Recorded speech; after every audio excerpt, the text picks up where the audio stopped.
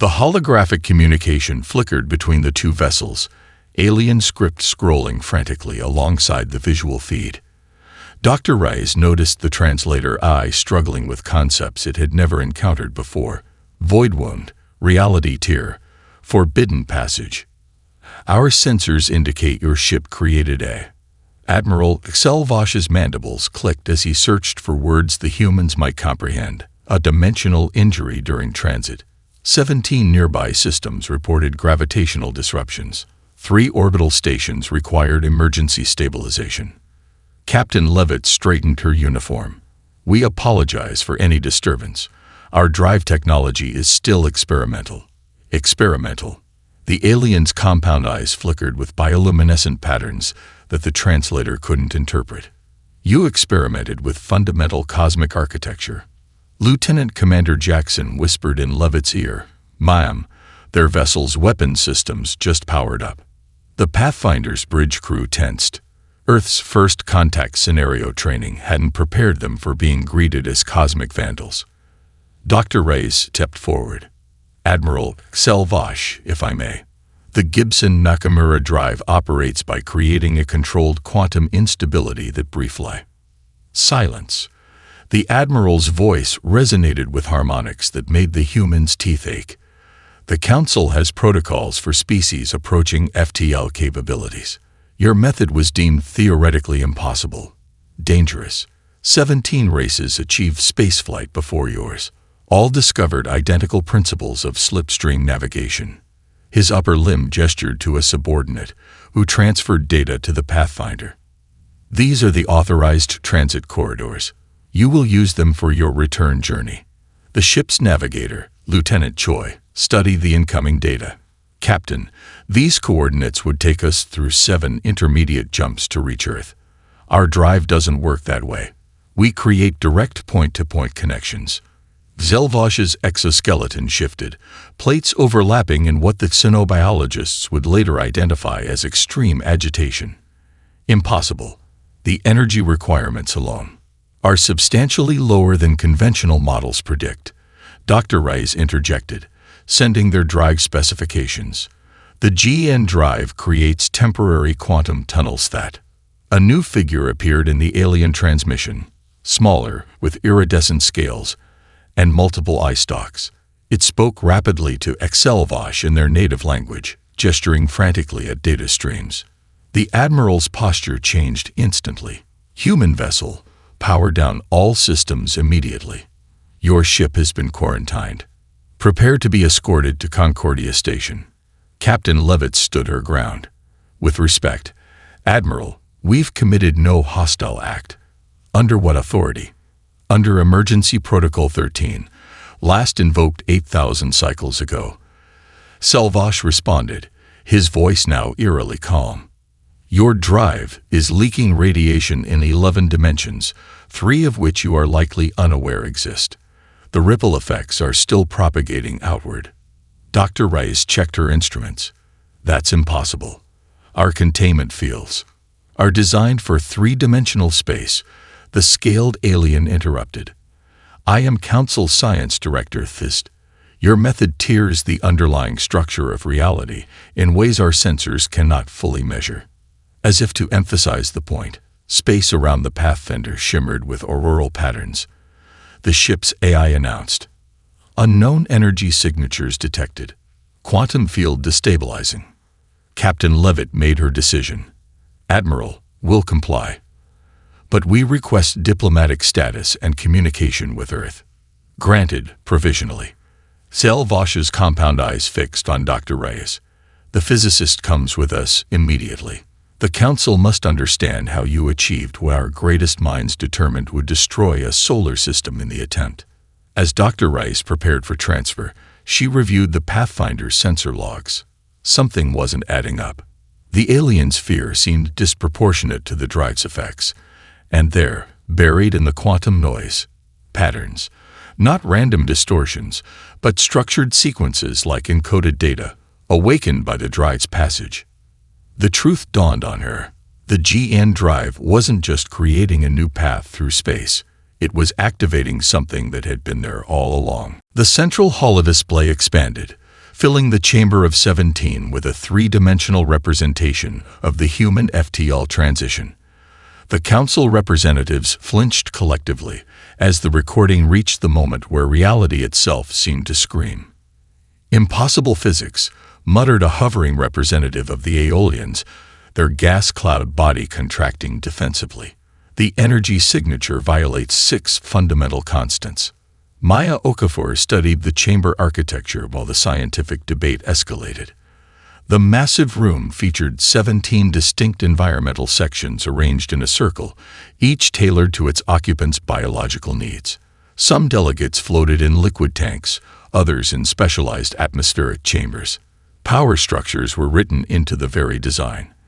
The eldest races occupied the widest sections with the best sight lines.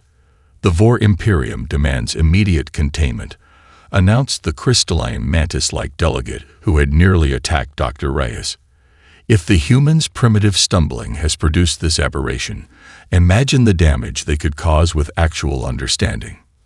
The word primitive seems inappropriate for a species that independently discovered principles our combined civilizations deemed impossible, countered a luminescent being from a transparent pod filled with swirling golden particles.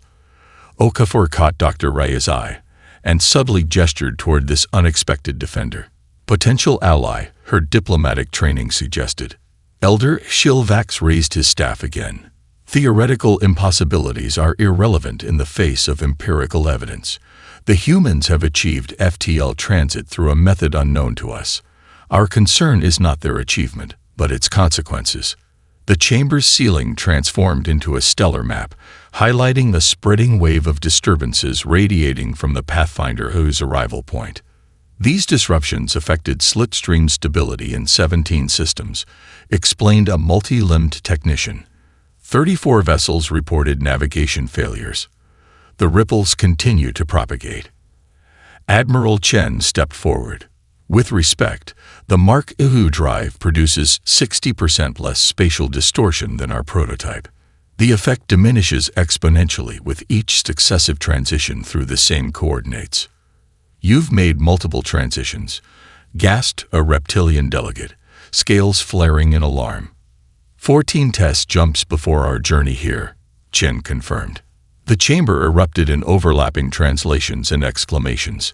Kato, the delegation's eye assistant, whispered technical translations through their earpieces, highlighting terms of particular significance: quantum contamination, slipstream degradation, protocol violation. Dr. Reyes noticed something peculiar about the stellar map. "Elder Shilvax, may I approach the display?" After receiving a nod of permission, she studied the disturbance pattern. These ripples follow existing slipstream pathways, but they also illuminate corridors not shown on your navigation charts. She pointed to faint lines appearing between established routes. "Your slipstreams appear to be part of a larger network, much of which is dormant." A heavy silence fell across the chamber. "She sees it," whispered one delegate to another, unaware that CATO could amplify and translate their words. The golden particle being moved their pod forward. "I am Ambassador Luminax of the Ardani Collective. We predicted the existence of these dormant pathways 3 millennia ago, but lacked the means to detect them without dangerously destabilizing active corridors." The Vor representative's crystalline limbs clicked rapidly. "The human speaks of matters beyond their clearance. This session must be classified immediately."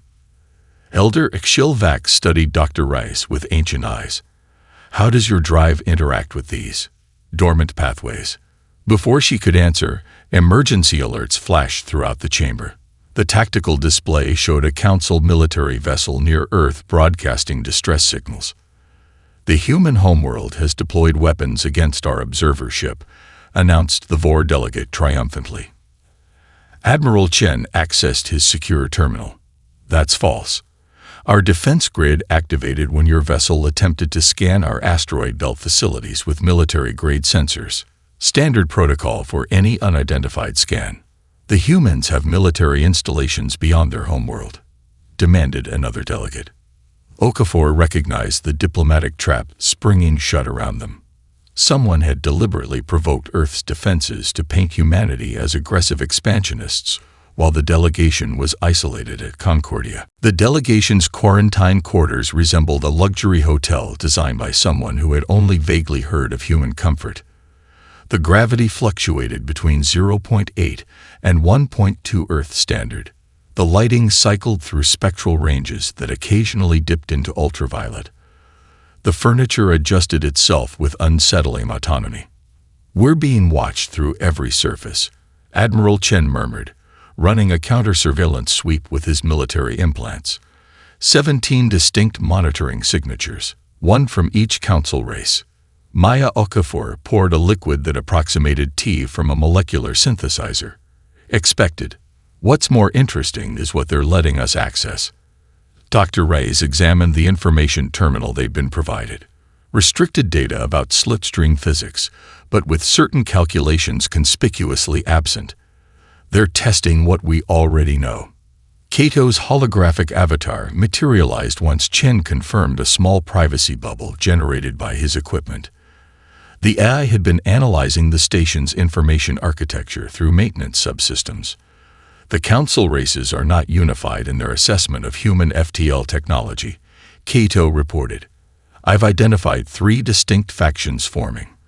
The conservators who want our drive technology destroyed, the explorers who see potential benefits under strict controls, and the investigators who primarily want to understand how it works before deciding. The Vor lead the conservators," Chen noted. "Who leads the other factions?" "The Ardani Collective appears to be organizing the explorers." KTO displayed a network of communication patterns. "The Moran and Naiads seem to dominate the investigators, though Elder Shilvax maintains public neutrality." Okafor's diplomatic training helped her interpret the shifting coalition dynamics. The younger races trend toward exploration, the military powers toward conservation. Classic security dilemma. A subtle vibration rippled through the room's molecular structure. Everyone froze. "Movement in the ventilation system," Chen whispered, reaching slowly for the ceremonial but functional knife he'd been permitted to keep. The environmental controls flickered. 3 shadowy figures dropped from concealed ceiling panels, their crystalline exoskeletons refracting light to near invisibility. Vor assassins. Chen's combat implants activated, flooding his system with tactical enhancers. He intercepted the first attacker midair, using the alien's momentum to drive it into the floor with a sickening crack of fracturing crystal. The second assassin fired a weapon that emitted no light, but caused molecular disintegration where it struck the wall.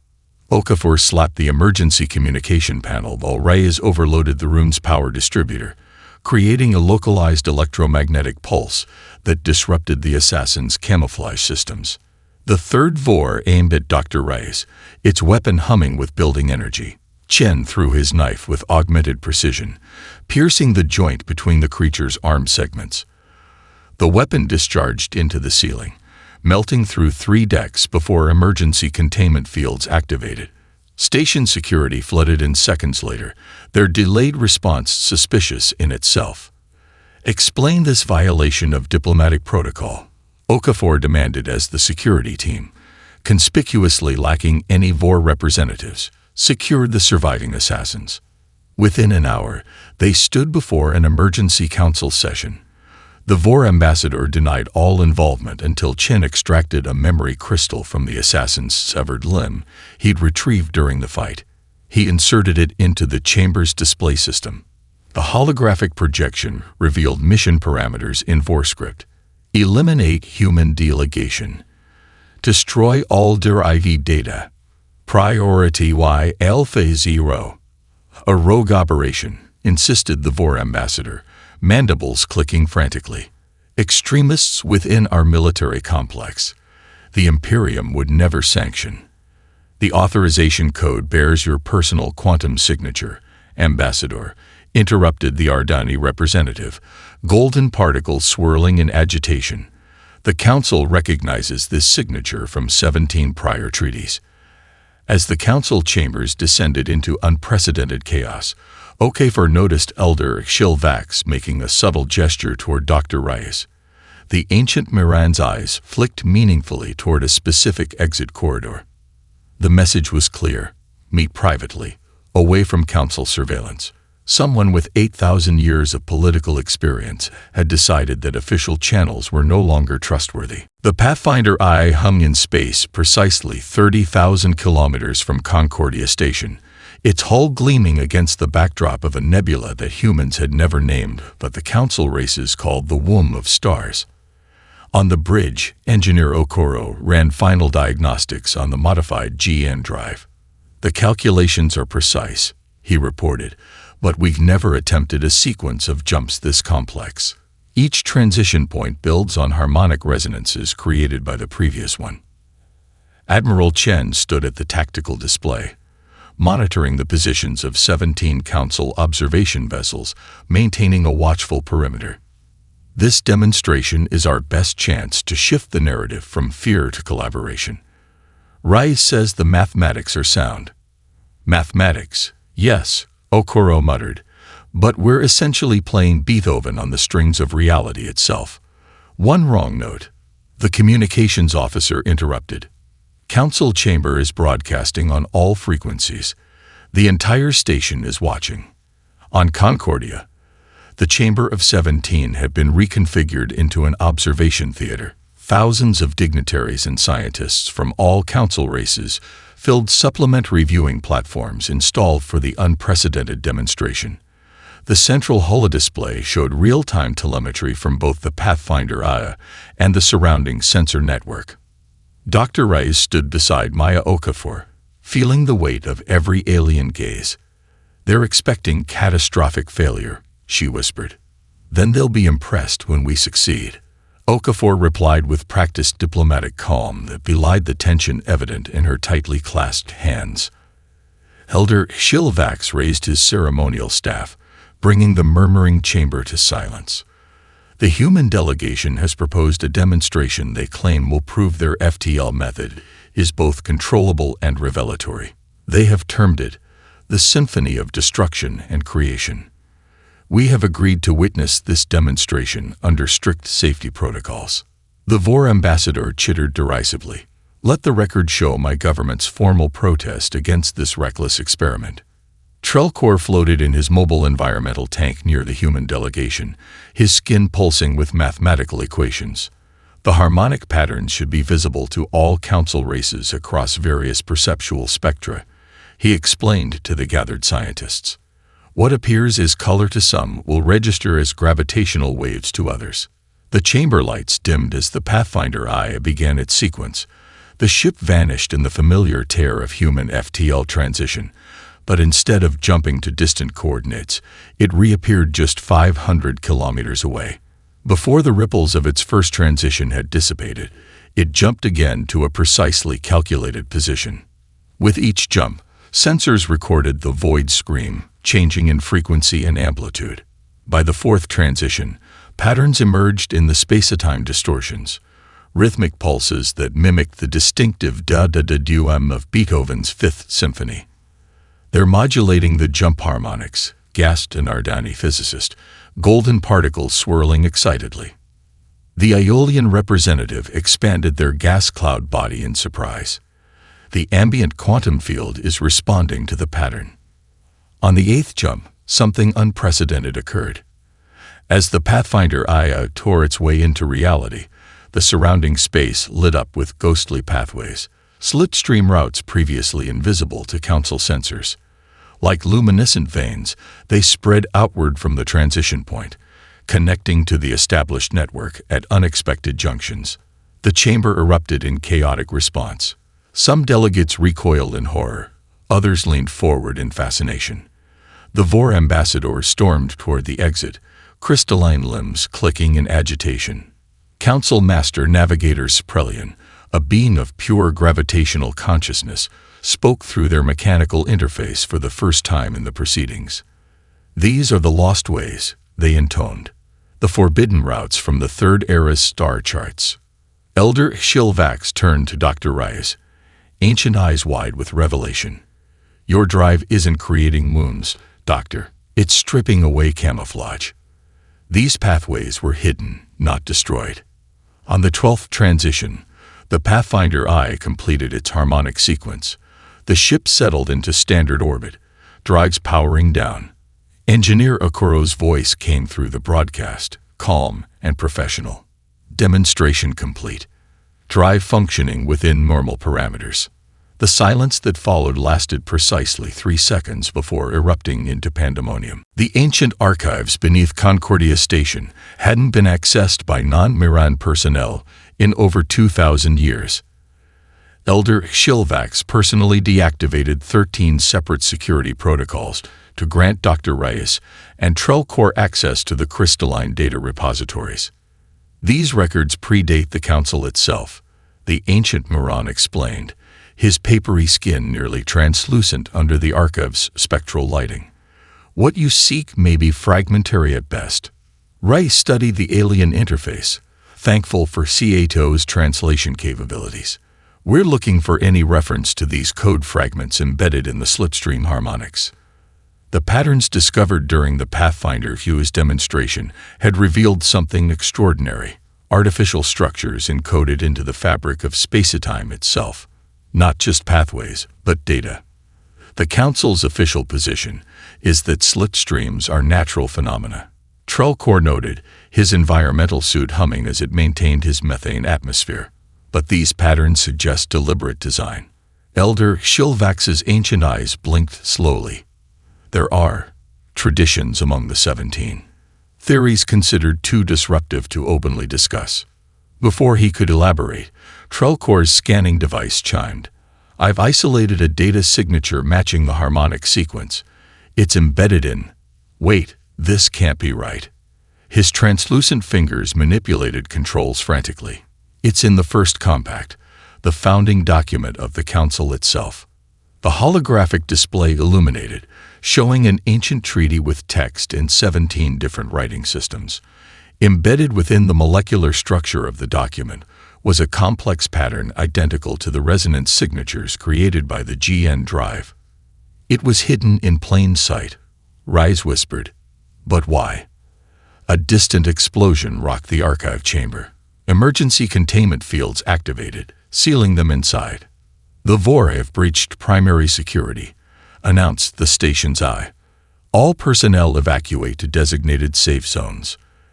Elder Shilvax moved with surprising speed to a hidden terminal. They're targeting the archives. This was always their greatest fear, that someone would discover the truth about the Pathmakers. Pathmakers? Reyes asked, securing the data they'd discovered. The precursor civilization that created the slipstream network. Trellcore explained. Most council races consider them mythological. Not mythological, Shilvax corrected. Deliberately obscured. The VOR rose to prominence, claiming they inherited knowledge from the Pathmakers. Their entire imperial legitimacy rests on being the chosen successors. Another explosion, closer this time. The archive's ancient security systems activated, crystalline guardians emerging from wall recesses. If humans independently rediscovered Pathmaker technology. Trellcore began.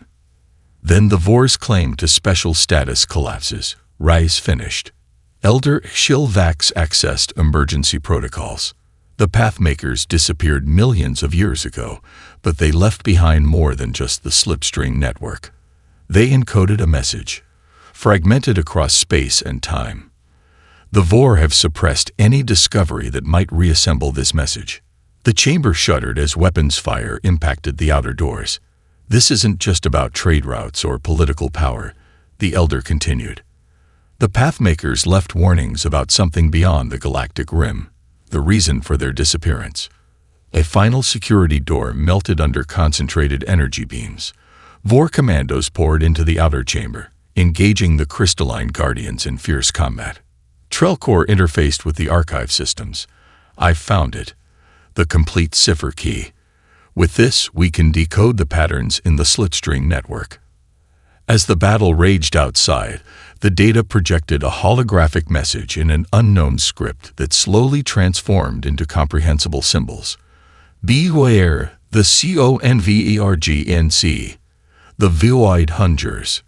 We have what we need. Elder Xilvax declared, transferring the data to a secure crystal. There's an emergency transit chamber 3 levels below us. We must rejoin your vessel. The Pathfinder is in dock lockdown, Rise protested. The ancient Moran's expression was grim determination. Then we must first liberate it. This knowledge cannot remain buried any longer. The warnings were meant for all spacefaring life, not just the 17.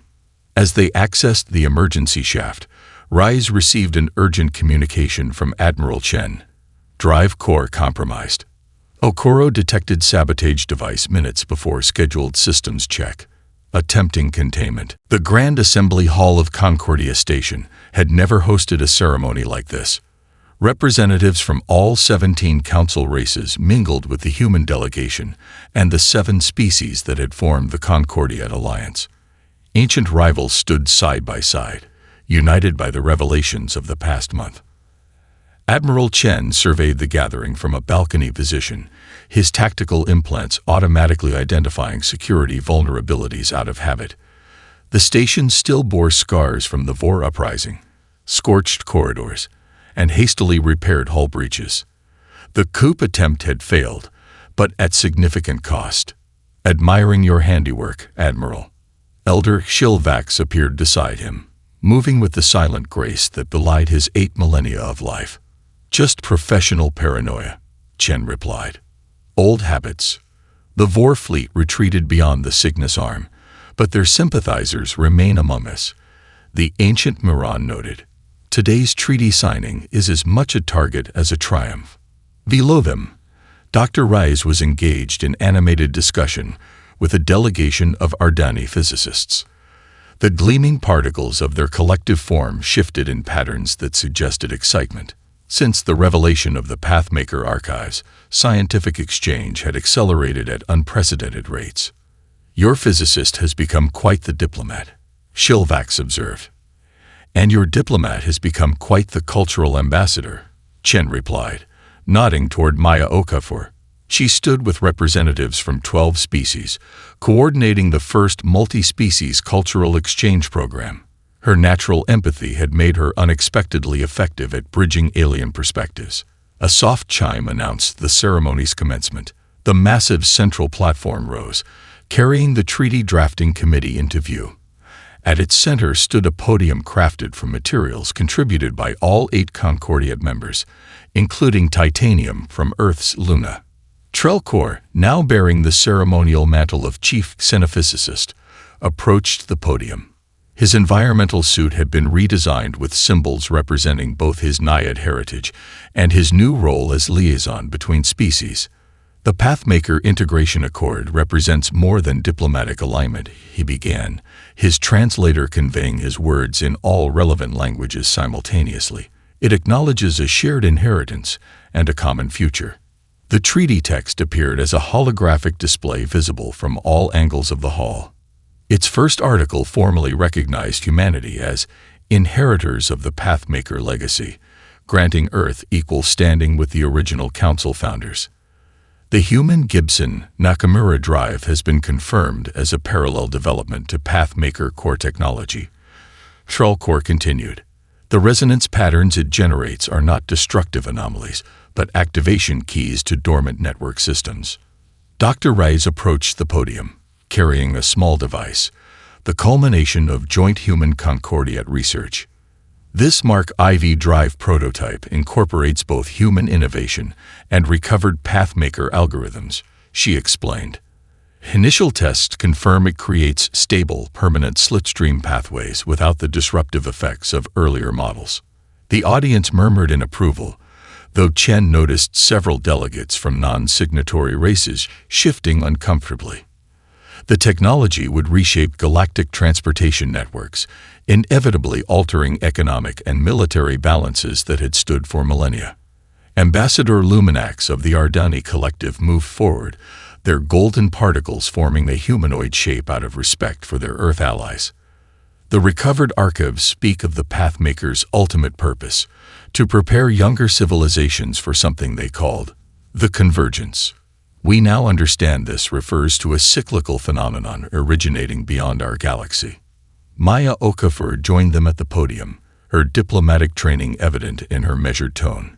Humanity is honored by this recognition, but we acknowledge the responsibility it entails. The Pathmakers left their legacy not to one species but to all who would use it wisely. As the treaty signing commenced, Chen's tactical implants detected a subtle disturbance in the station's power grid. Nothing alarming, just a momentary fluctuation in a distant sector. Yet something about the pattern nagged at his military instincts. He quietly activated his secure channel to the Pathfinder Eye. Okoro, run a full spectrum analysis of station power systems. Focus on quantum harmonics. The engineer's response came seconds later, his voice tense. Sir, I'm detecting Pathmaker activation signatures, but they're not coming from any registered drive. Something else is waking up. The horizon hovered at the Nexus coordinates, its revolutionary hybrid drive humming with potential. Through the viewport, Captain Alina Reyes, formerly Dr. Reyes, observed the seemingly empty sector of space that the recovered Pathmaker charts identified as the Gateway. No conventional slipstream signatures detected, reported Navigator Shen, her fingers dancing across holographic controls. But quantum resonance patterns are off the scale. 1 year since the Concordia Treaty, and humanity had already reshaped interstellar travel. The joint human-alien crew of the Horizon represented the pinnacle of collaborative engineering and shared purpose. The Pathmaker algorithms predict a dormant junction point at these exact coordinates. Trelkor explained from his customized bridge station. His environmental suit now featured integrated chip systems, allowing him to process data through direct molecular interface, larger than any previously activated. Ray studied the sensor displays. Traditional instruments showed nothing unusual, but the specialized quantum detectors revealed subtle distortions, like ripples in seemingly smooth fabric. All stations report ready, Captain, announced First Officer Kamari. The crew, human, Ardani, Nayad, and Moran, waited with disciplined anticipation. Reyes opened a channel to Concordia Station. Control, this is Horizon. We are prepared to initiate gateway sequence. Admiral Chen's voice came through clearly. Understood, Horizon. All monitoring posts are tracking. Proceed with caution. She turned to Drive Engineer Okoro. Initialize awakening sequence. The hybrid drive core, part human innovation, part recovered Pathmaker technology, began its precisely calculated harmonic cycle. Unlike the violent tears of the early GN drive, this system created a rhythmic pulse that resonated with the quantum substrate of reality itself. On the main display, the ship's AI visualized the harmonic patterns as concentric waves spreading outward. Each pulse carried encoded sequences recovered from the Pathmaker archives, keys to a lock unused for millions of years.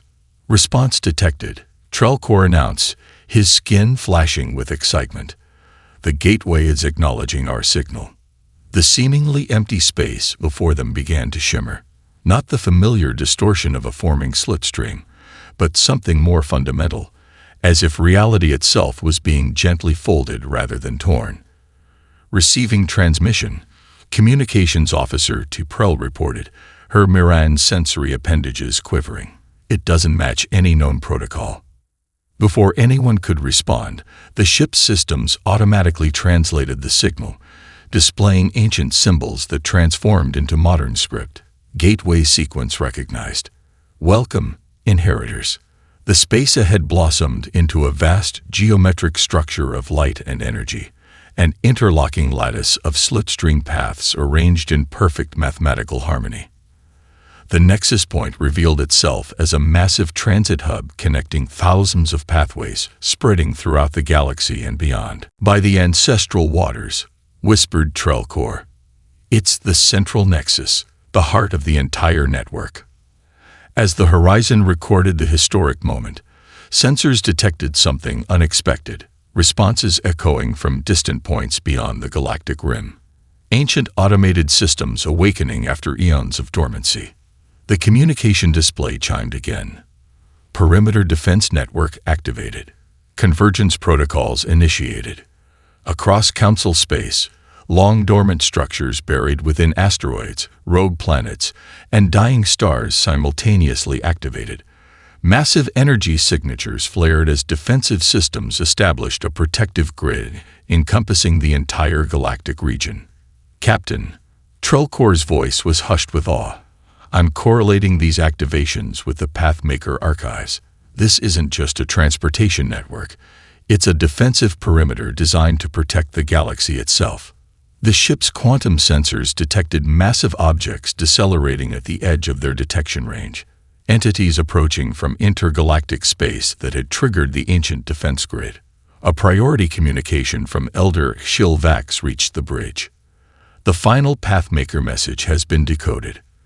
The void harvesters they warned of are entities that consume slipstream energy, the very fabric of efficient space travel. They followed the quantum wake of advanced civilizations. The Pathmakers didn't vanish. They sacrificed themselves to establish this defense network, then deliberately obscured their technology to avoid attracting more harvesters. Reyes understood with sudden clarity. Human FTL wasn't just noisy. It was a deliberate alarm system. The Pathmakers designed the network to reawaken when a species independently rediscovered the principles. The ship's sensors detected more activity as dormant defense platforms throughout Council space synchronized with the central nexus. What the Council had feared as humanity's destructive drive technology was actually the key to activating the galaxy's ancient immune system. Captain Reyes opened a channel to all Concordiate vessels. This is what humans do best. We face the impossible, adapt, and survive. The Pathmakers chose us for a reason. Our willingness to tear open new paths when conventional routes fail. Now we stand as the first line of defense against a threat none of us could have imagined. The gateway is open, the defense grid is active, and humanity's place in the cosmos is clear. We were never meant to be just travelers. We're the guardians.